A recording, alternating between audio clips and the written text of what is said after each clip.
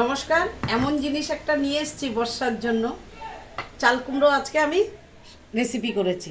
চাল কুমড়োর যে সাদা বোকাটা ছিল সে বোকা দিয়ে, আর আমি নাইকল দিয়েছি, কালো জিরা সম্বাদ দিয়েছি, হ্যাঁ, আর বাদাম দিয়েছি। আজকে আমাদের দ্বাদশী, ওই জন্য এই রেসিপিটা ডালের সাথে চাটনি বানিয়েছি। কেন বর্ষা তো, কালো জিরাটা খেলে পরে একটু মানে মুখের স্বাদ সব কিছুই ভালো থাকবে শরীরের পক্ষে। তবে আমি আজকে বানিয়েছি কচুর ডাল, করেছি ছোলা দিয়ে কচুর ডাল।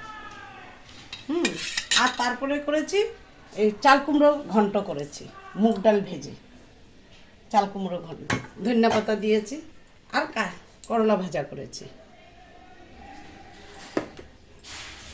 এই যে থালটা সাজিয়ে দিয়েছি, সেই থালের মধ্যে আছে রেখেছি বাটা চাল কুমড়ো বাটা রেখেছি নাইকল দিয়ে, খুব টেস্ট, খুব টেস্ট।